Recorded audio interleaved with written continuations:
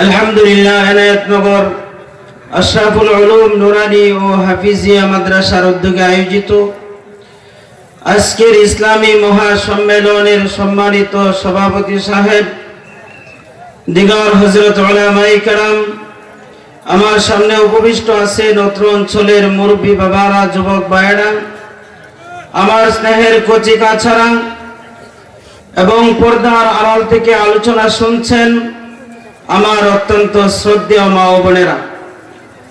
মহান রব্বুল আলামিনের দরবারে সর্বপ্রথম শুকরিয়া আদায় করছি যে রব্বুল আলামিন আমাদেরকে দুনিয়ার সমস্ত ব্যস্ততা থেকে ফারাগাত করে এই আসমানের নিচে জমিনের উপরে লক্ষ কোটি মানুষের ভিতর থেকে যাচাই করে বাছাই করে মহাব্বত করে ভালোবেসে এই বেহেশতি বাগানে উলামায়ে কেরামদের সোহবতে সেই মাগরিব থেকে নিয়ে এখনো পর্যন্ত ধৈর্যের সাথে সময় দেওয়ার তৌফিক আল্লাহ তাআলা আমাদেরকে দান করেছেন। এই জন্য শুকরিয়া আদায় করি আলহামদুলিল্লাহ। মুহতারাম হাজিরিন, আজকের এই ইসলামী মহাসম্মেলন আপনারা জানেন কারা নির্যাতিত মজলুম আলেমে দ্বীন রফিকুল ইসলাম মাদানী সাহেব উপলক্ষে। আপনারা জানেন বিগত সময়ে উলামায়ে কেরামদের উপরে নির্মম নির্যাতন করেছে। উলামায়ে কেরামদেরকে জেলে আবদ্ধ করে মাথায় হেলমেট পরিয়ে পায়ের মধ্যে ডান্ডা বেরি পরিয়ে যেইভাবে মানুষের সামনে উপস্থাপন করা হয়েছে, একটা চোরকেও এইভাবে উপস্থাপন করা হয় না। উদ্দেশ্য কি ছিল? এই দেশের জমিনের থেকে উলামায়ে কেরামদের নিসবত আর মুহাব্বত দুলিশাত করে দেওয়া। কিন্তু তাদের প্রত্যেকটা ষড়যন্ত্র আর চক্রান্ত আল্লাহ তাআলা ধুলায় মিশিয়ে দিয়েছেন। আর এটা প্রমাণ করে আজকের এই এনায়েতনগর আশরাফুল উলুম মাদ্রাসার এই জনসমুদ্র ইচ্ছা ছিল এই জমিন থেকে মানুষদেরকে, জনসাধারণ থেকে আলেম উলামাদেরকে বিচ্ছিন্ন করে দেওয়া, কিন্তু আল্লাহ তাআলা এর পরিবর্তে আলেম উলামাদের প্রতি মানুষের মহব্বত আরো বৃদ্ধি করে দিয়েছেন। এবং এটাই প্রমাণ করে নির্যাতিত আলেমদের মধ্য থেকে অন্যতম একজন নির্যাতিত আলেম ছিলেন রফিকুল ইসলাম মাদানী সাহেব। আমরা জানি বিগত বছর এই মাহফিলের মধ্যে আমরা দীর্ঘক্ষণ অপেক্ষায় ছিলাম। যে ব্যক্তিটার জন্য দীর্ঘক্ষণ অপেক্ষায় থাকার পরেও ওনাকে আসতে দেওয়া হয় নাই, কিন্তু ইনশাআল্লাহ আমাদের এই লক্ষ কোটি হৃদয়ের স্পন্দন রফিকুল ইসলাম মাদানী সাহেব আমাদের এই জায়গায় আসতেছেন, তাতে আমরা খুশি না বেজার? আলহামদুলিল্লাহ। মুহতারাম হাজিরিন, আপনাদেরকে একটু সজাগ করলাম। আমার আগে যিনি আলোচনা করেছেন বড় বুজুর্গ পীরে কামেল হযরত অত্যন্ত গুরুত্বপূর্ণ আলোচনা করেছেন। শুধু এই মেসেজটা দেওয়ার জন্য আমি বললাম যে আসতেছেন, তবে ধৈর্যের সাথে আমরা উনি পর্যন্ত, মাদানী পর্যন্ত থাকবো কিনা। যদি থাকেন তাহলে অবশ্যই তিনি আসবেন ইনশাআল্লাহ। মুহতারাম হাজিরিন, আমি আপনাদের সামনে কোরআনুল কারীম থেকে একটি আয়াতে কারিমা তেলাওয়াত করেছি। রাসূলুল্লাহ সাল্লাল্লাহু আলাইহি ওয়াসাল্লামের অসংখ্য হাদিসে মুবারাকাত থেকে দুইটি হাদিস আপনাদের সামনে পেশ করেছি। আল্লাহ তাআলা যদি তৌফিক দান করেন উক্ত আয়াত এবং হাদিসকে সামনে রেখে সংক্ষিপ্ত পরিসরে কিছু কথা বলবো। আল্লাহ তাআলা যেন আমাদেরকে আমলের নিয়তে কথাগুলো শুনবার, বলবার এবং বুঝবার তৌফিক দান করেন। সকলে বলে আমিন। আমার আজকের আলোচনার বিষয় হবে বিশ্ব নবী সাল্লাল্লাহু আলাইহি ওয়াসাল্লামের মর্যাদা। আল্লাহ রাসূল সাল্লাল্লাহু আলাইহি ওয়াসাল্লাম কতটুকু মর্যাদার অধিকারী ছিলেন। আল্লাহ নবী, বিশ্ব নবী রাহমাতুল লিল আলামিন এতই মর্যাদার অধিকারী ছিলেন যে আল্লাহর নবীর আগে হযরত বাবা আদম আলাইহিস সালাম থেকে নিয়ে হযরত ঈসা আলাইহিস সালাম পর্যন্ত যত নবীরা আসেন, অসংখ্য অগণিত নবী রাসূল প্রত্যেকেই আল্লাহ তাআলার কাছে আবেদন করেছিলেন, ওগো আল্লাহ, আমাদেরকে বিশ্ব নবীর উম্মত হওয়ার সৌভাগ্য দান করেন। সুবহানাল্লাহ। নবীরা বিশ্ব নবীর উম্মত হওয়ার জন্য আল্লাহ তাআলার কাছে ফরিয়াদ করেছেন। আল্লাহ তাআলা শুধুমাত্র একজনের ফরিয়াদ কবুল করেছেন, আর বাকি অন্যান্য নবীদের ফরিয়াদ কবুল করেন নাই। বরং আল্লাহ তাআলা কি করলেন? আল্লাহ নবী সাল্লাল্লাহু আলাইহি ওয়াসাল্লামের মুলাকাতের একটা ব্যবস্থা করেছিলেন। কোন দিন? আল্লাহ নবী সাল্লাল্লাহু আলাইহি ওয়াসাল্লামকে যেদিন উর্দু ভ্রমণে নিয়েছিলেন মেরাজের রজনীতে, সেই খানায়ে কাবা থেকে আল্লাহ তাআলা সরাসরি আরশে মহল্লায় না নিয়ে সর্বপ্রথম কাবা থেকে মসজিদে আকসায় নিয়ে গেলেন। যদি কাবা থেকে সরাসরি আরশে মহল্লায় নিয়ে যেতেন তাহলে সুবিধা বেশি হতো। তার কারণ হলো কাবা শরীফ থেকে সোজা আরশে মহল্লা উপরের দিকে অবস্থিত, কিন্তু আল্লাহ তাআলা আল্লাহর নবীকে সোজা উপরের দিকে না নিয়ে কাবা থেকে মসজিদে আকসায় নিয়ে যাওয়ার কারণ হলো এটাই, ওই যে ফরিয়াদ করেছিলেন কারা? অন্যান্য সমস্ত নবীরা আল্লাহর কাছে ফরিয়াদ করেছিলেন। মুহতারাম হাজিরিন, নবী আলাইহিমুস সালাম আল্লাহ তাআলার কাছে ফরিয়াদ করলেন, ওগো রব্বুল আলামিন, আমাদের উপরে যে সমস্ত কিতাব নাযিল করা হয়েছে প্রত্যেকটা কিতাবের মধ্যে আপনি আল্লাহর নামের সাথে আরেকটা নাম উল্লেখ করেছে। তিনি আসবেন আখিরি জামানায়। ওগো আল্লাহ, ওই জামানায় আখিরি নবীর উম্মত হিসাবে আপনি আমাদের দরখাস্ত কবুল করুন। কিন্তু আল্লাহ তাআলা তাদের দরখাস্ত কবুল না করে বরং মেরাজের রজনীতে আল্লাহ নবী, বিশ্ব নবী রাহমাতুল লিল আলামিনকে খানায়ে কাবা থেকে বুরাক নামক বাহনের মাধ্যমে মসজিদুল আকসায় হাজির করালেন এবং ওখানে সমস্ত নবীদেরকে একসাথে জমায়েত করলেন। আল্লাহ তাআলার পক্ষ থেকে আদেশ এসে গেল, তোমরা না মুলাকাত করতে চেয়েছিলে, আখিরি জামানার নবীর উম্মত হইতে চেয়েছিলে, অতএব আজকের এই দিনে প্রত্যেকে কাতারবন্দি হয়ে দাঁড়িয়ে যাও।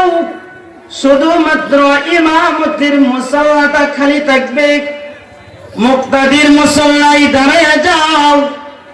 সমস্ত নবীরা দাঁড়িয়ে গেলেন, মুক্তাদির মুসল্লায় দাঁড়িয়ে গেলেন।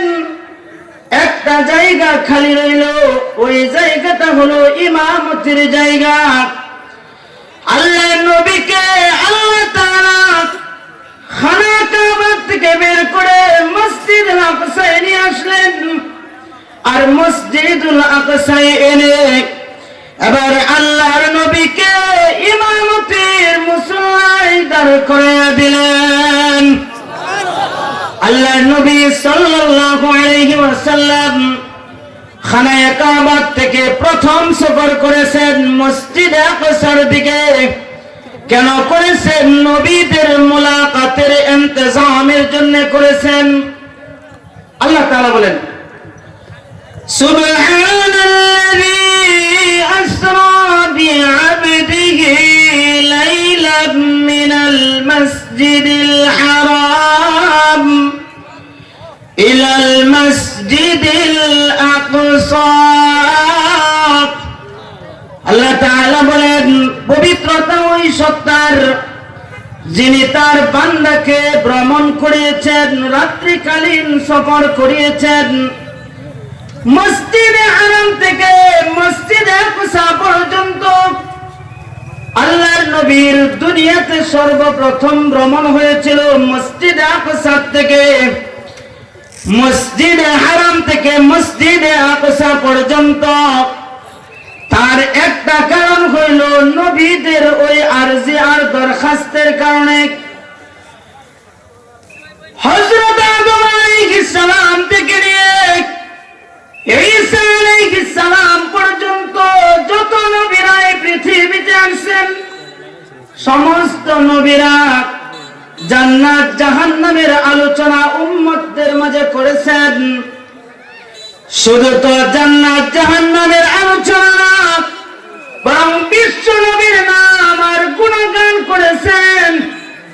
আর এই জন্য আল্লাহ যেহেতু বিশ্ব নবীকে জান্নাত দেখাবেন, জাহান্নাম দেখাবেন, তাই আল্লাহ নবীকে সর্বপ্রথম ওই ব্যক্তির সাথে সাক্ষাৎ করিয়েছেন যে সমস্ত ব্যক্তিরা আল্লাহর নবীর আগে তাদের কিতাবের মধ্যে নবীর নাম উচ্চারণ করেছেন, উম্মতদের মাঝে নবীর নাম প্রচার করেছেন, জান্নাত জাহান্নামের দাওয়াত দিয়েছেন। ওই সমস্ত ব্যক্তিদের মধ্যে আল্লাহ নবীকে শ্রেষ্ঠত্ব বানানোর দলিল হিসাবে আল্লাহ তাআলা সর্বপ্রথম তাদের সাথে সাক্ষাৎ করিয়ে দিয়েছেন। আর এই জন্যেই আল্লাহ নবীর আলোচনা আল্লাহর কাছে সবচাইতে বেশি পছন্দনীয়। এই পৃথিবীতে যত আলোচনা আছে তার মধ্য থেকে আল্লাহর নবীর আলোচনা, নবীর প্রশংসা, নবীর নাম আল্লাহর কাছে সবচাইতে বেশি। যার জন্য আরশ থেকে নিয়ে পৃথিবীর শুরু থেকে নিয়ে শেষ পর্যন্ত যত জায়গায় আল্লাহ নিজের নাম লিখেছেন, তত জায়গায় পাশাপাশি আল্লাহ নবীর নামটাও লিপিবদ্ধ করেছেন। আরশের চৌকাঠের মধ্যে আল্লাহ তাআলার নামের পাশে আরেকটা নাম আছে, ওই নামটা হইল মুহাম্মাদুর রাসূলুল্লাহ সাল্লাল্লাহু আলাইহি ওয়াসাল্লাম। বাবা আদম পৃথিবীর সর্বপ্রথম মানব। আদম আলাইহিস সালাম বলেন, আমাকে যখন আল্লাহ তাআলা রূহ দিয়েছেন, এই দেহ গঠন করেছেন, রূহ দেওয়ার পরে আমি আরশের চৌকাঠের দিকে তাকাইয়ে দেখি আল্লাহর নামের সাথে আরেকটা নাম আছে। এই নামটা হইল মুহাম্মাদুর রাসূলুল্লাহ সাল্লাল্লাহু আলাইহি ওয়াসাল্লাম। আর এই নামের বরকতে বাবা আদম কি লাভবান হইলেন। বাবা আদম আলাইহিস সালাম আর হাওয়া আলাইহিস সালামকে যখন আল্লাহ তাআলা পৃথিবীর দুই প্রান্তে জান্নাত থেকে বের করে দিলেন, বের করে দেওয়ার পরে এবার আদম আলাইহিস সালাম হাওয়াকে খুঁজে, হাওয়া আলাইহিস সালাম আদম আলাইহিস সালামকে খুঁজে কতদিন খুঁজলেন? 1 বছর আর 2 বছর নয়, 350 বছর পর্যন্ত বাবা আদম আলাইহিস সালাম এই জমিনের মধ্যে বারবার অপরাধ স্বীকার করেছেন, কান্না করেছেন। রব্বানা যালামনা আনফুসানা ওয়া ইল্লাম তাগফির وترحمنا لنكونن من الخاسرين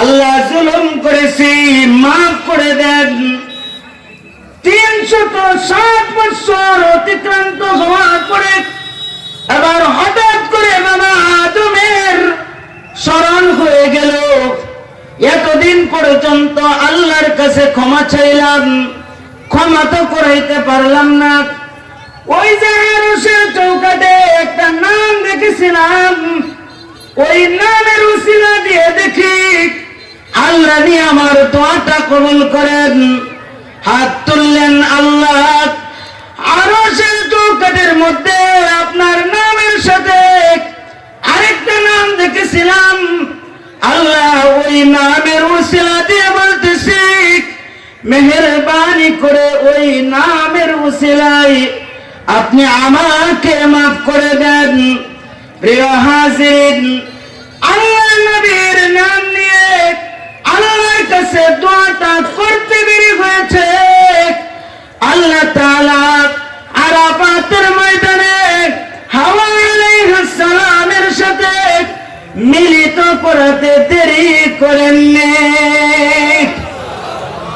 আমার আলোচনা আপনারা বুঝতেছেন তাহলে আদম আলাইহিস সালাম আল্লাহর কাছে কোন ওসিলা দিয়ে দোয়া করেছিলেন আল্লাহর নবীর নামের ওসিলা দিয়ে দোয়া করেছেন 350 বছর পর্যন্ত কান্না কাটিতে যা হয় নাই আল্লাহর নবীর নাম নিয়ে একবার দোয়া করেছেন আল্লাহ তাআলা তাই কবুল করে নিয়েছেন শুধু তো তা না এই আরাফাতের ময়দান ওই দিন থেকে নিয়ে আল্লাহ তাআলা কিয়ামত পর্যন্ত ক্ষমার ময়দান হিসাবে ঘোষণা করে দিয়েছেন হাজী সাহেবরা হজ করতে যান হাদিসের মধ্যে আছে আল হজ্জ ওয়াল আরাফাত যার আরাফা হয়ে গেল তার হজ হয়ে গেল আর যে ব্যক্তির হজ হয়ে গেল আল্লাহর নবী বলেন হজ হয়ে গেছে মানে এই লোকটা সবে মাত্র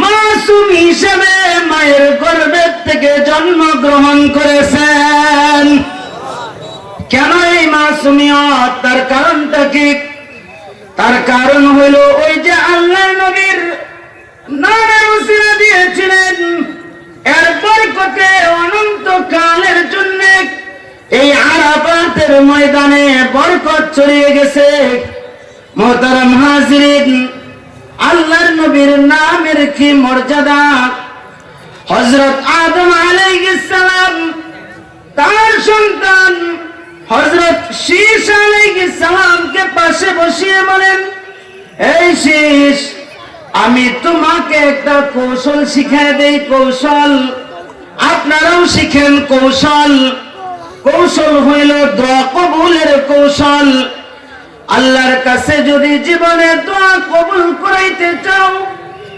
শীষ আমি তোমাকে কৌশল শিখাইয়া দিচ্ছি আল্লাহর কাছে একটা নামের উসিলা দিয়ে দোয়া করবে আল্লাহর নামে কোন নামের উসিলা দিয়ে দোয়া করবে নামটা হইল মুহাম্মাদুর রাসূলুল্লাহ তুমি দেখবে ওই নামের উসিলায় দোয়া করতে দেরি হবে আল্লাহ তাআলা দোয়া কবুল করতে দেরি করবেন না হযরত আদম আলাইহিস সালাম শীশ আলাইহিস সালামকে এই কৌশল শিখাইয়া দিলেন মুহতারাম হাজিরিন এই যে কৌশল তার কারণটা কি এই নাম আল্লাহ তাআলার কাছে এত পছন্দনীয় যার কারণে আরশের চৌকাঠের মধ্যে আল্লাহর নাম আছে নবীর নাম আছে সপ্ত আকাশের প্রত্যেকটা দরজায় দরজায় আল্লাহর নাম আছে নবীর নাম আছে শুধু তা না পৃথিবীর প্রান্তে প্রান্তে মুয়াজ্জিন আযান দেয় আপনারা দেখেন আযানের মধ্যে আল্লাহু আকবার আশহাদু আল্লা ইলাহা ইল্লাল্লাহ মুয়াজ্জিনের পরক্ষণে বলে আশহাদু আন্না মুহাম্মাদুর রাসূলুল্লাহ আযানের মধ্যে আল্লাহর নাম নবীর নাম আছে নামাজের মধ্যে মুমিন আল্লাহর কাছে 2 রাকাত নামাজ পড়বে, যেমন ভাবে আল্লাহর নাম উচ্চারণ করবে। 2 রাকাত নামাজের ভিতরে দুরূদ শরীফ পাঠের মাধ্যমে নবীজির নাম নিতে হয়। মুহতারাম হাজিরিন, এই নাম নেওয়াটাকে আল্লাহ তাআলা ইবাদত বানিয়ে দিয়েছেন। দোয়ার মধ্যে আমি যখন দোয়া করব, আল্লাহ নবীর নাম ছাড়া দোয়া কবুল হয় না। কেমন মনে করেন যে নবীর নাম ছাড়া নামাজ হয় না, যে নবীর নাম ছাড়া দোয়া কবুল হয় না, ওই নবীর নামের মর্যাদা কত, ওই নবীর আলোচনার মর্যাদা কত। আল্লাহ তাআলা বলেন ওয়া রাফা'না লাকা যিকরাক,